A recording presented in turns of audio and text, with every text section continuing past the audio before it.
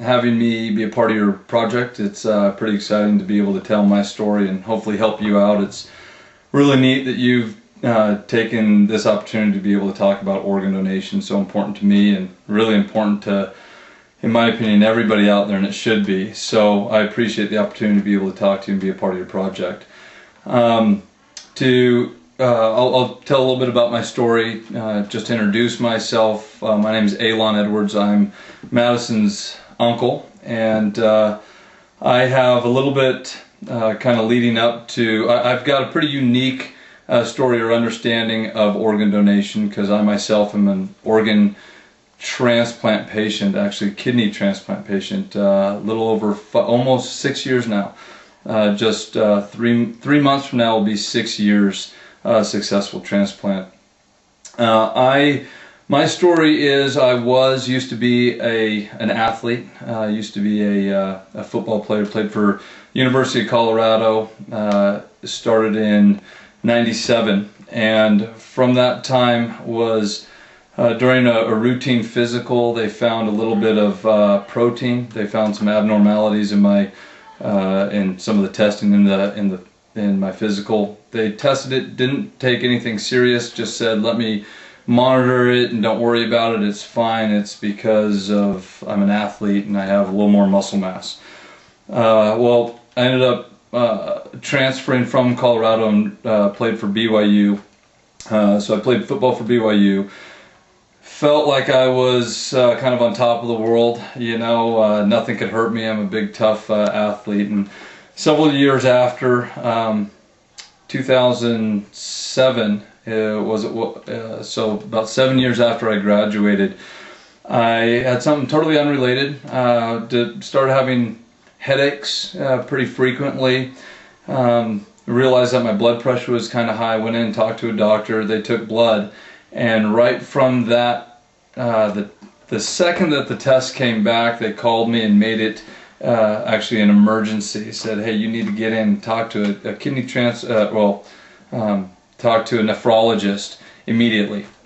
And went in the next day. They took more tests, said that I was in kidney failure, needed to get on a very strict diet, monitor everything, go in for biopsies, and kind of put me in a whirlwind. Didn't know how to take it. Again, I felt like I was kind of untouchable, as a lot of younger people do, certainly athletes. I know it's kind of a mentality which is pretty detrimental.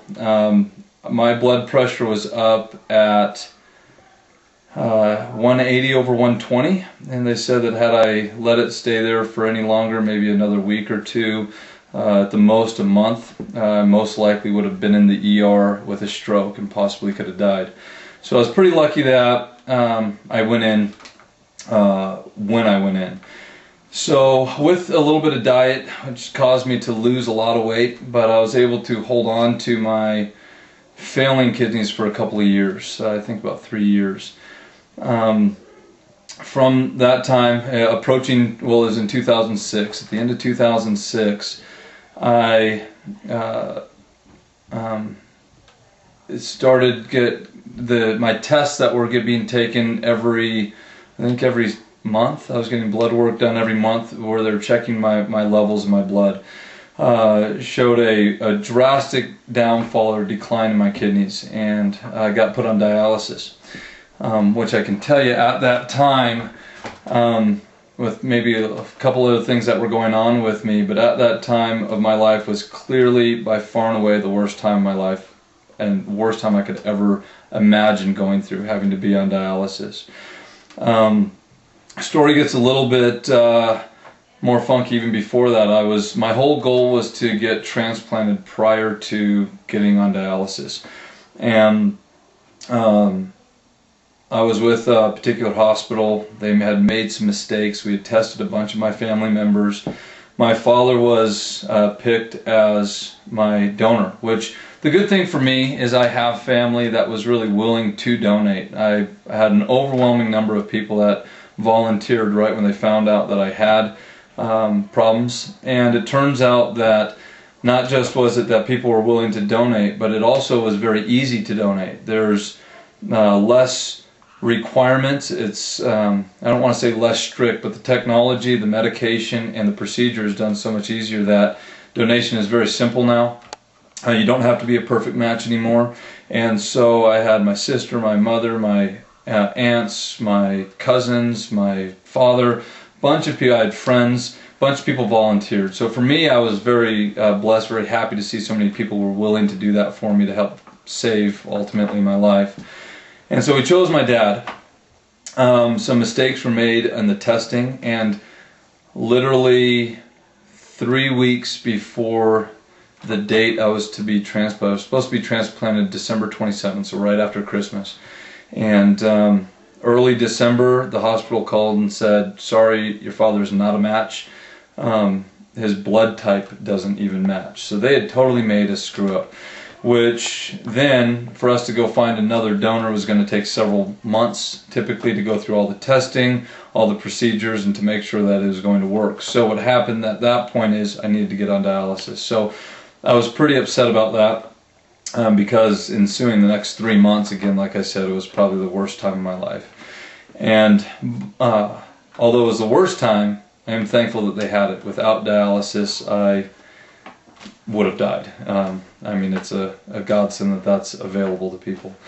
So went through that. I was then I changed hospitals. I was with the University of Utah, fantastic hospital, and my aunt is the one that kind of volunteered and was excited.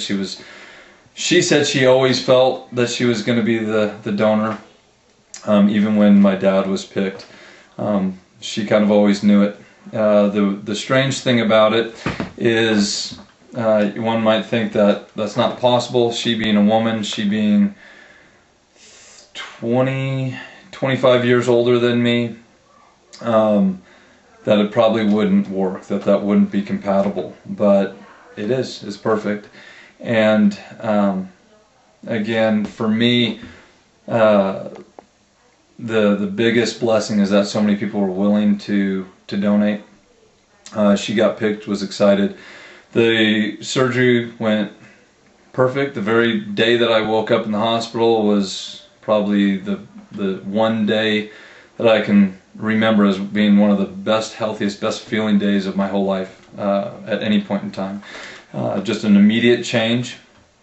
And since then I've vowed from my hospital bed to stay healthy, to continue to exercise, to eat good, to take what I have, my second chance at life kind of, and be not just thankful for it, but give back, let my aunt and everybody else know how thankful and blessed I am to be able to have that gift, which in all reality, no other gifts. I remember Mother's Day, I remember Thanksgiving, and I remember Christmas of that year, and really even the next year thereafter, is I felt so overwhelmed of even being able to attempt to give a thanks to anybody, to give her an adequate thanks, because there is nothing that can match a donation or a gift of life, which is really what she gave me. Without that, I certainly would not be here today talking to you. I wouldn't have the opportunity to. It's rare that anybody can stay on dialysis for more than a couple of years without expiring, and it's now been, like I said, almost 6 years. I am in perfect condition as far as the transplant goes. I've talked to people in the process that have lived now on over 30 years. Actually, at that time it was over 30 years they've been on the same organ. I've talked to other people who have failed to kind of comply, to take medication, or didn't have that same vow that I did to be healthy and to treat this gift as as the blessing that it is, and they're now on their second or third organ, and within just a matter of years. And so one thing which to me, those people, it's upsetting to see that, because whether it was somebody that donated to them or a deceased organ that was given over, that it could have gone to so many other people that are caring for it. But my aunt told me that they made it very clear to her that when she gives it to me, it is no longer hers. So she can't tell me what to do, she can't tell me how to eat, she can't tell me not to have a drink or whatever it may be, that she just gets to leave it alone. But for me, just to say thanks, and she did tell me the best thanks that I could ever give her is just to be healthy and live, take care of my kids and take care of my family. And every day I wake up, every day I talk to her, every day I take my medication, which is now a constant thing for the rest of my life. I am thankful, I'm blessed, and I'm grateful to have the opportunity that that wasn't there many years ago, the technology that's been there. But organ donation is a huge factor. I had 2 small children. I had 1 newborn at the time of the transplant. I had a 2-year-old. And had my aunt or no other donor been willing to donate that, getting on a list and getting a transplant off of a list can take many years, and most of the time people don't get kidneys off of lists. And so it really comes down to those people that make it, or those that have donors that are able to give to them. And for me to be able to see my 8-year-old and my 6-year-old now running around is the best gift in the world, where I wouldn't be able to do that. So for me, hopefully you guys understand, or Madison, hopefully that you understand where my story is and how it's affected my life. And just for what I would give back is that I encourage everyone to be a donor, no matter what it is. Organ donation, obviously, like in my case and so many others, are able to save lives. So many other things are able to help the quality of life. Skin donation, eye donations, everything there, so much has changed in technology that it just absolutely doesn't make any sense to me, and how people need it so much. There's when I was in dialysis, there was 5-year-olds, 6-year-olds, 10-year-olds that were going into dialysis with me. And for people to not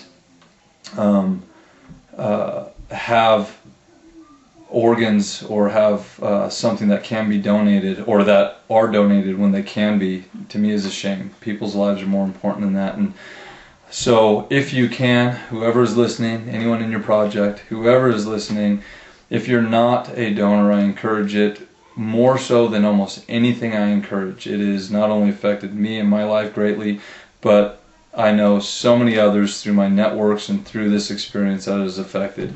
And I couldn't encourage you more. And this is, again, a fantastic project that you chose. Proud to be a part of it. Hopefully anything can happen here that people can get out of this, is to go out and register for it. It's very simple. Once you're dead, you don't need it anymore, for one. But two, if anyone that you know is in need, there's things that you can give. In my case, kidneys. My aunt is doing fantastic. She's healthy as ever. There's absolutely no issues. So anything, even as living donation, is a huge benefit. But especially those that are deceased. Like I said, when you're dead, you don't need it. Anything that I can donate is there. Even blood donation. All these things are important. So hopefully you can take some of that for you. And again, I appreciate the opportunity to talk to you guys. Thanks.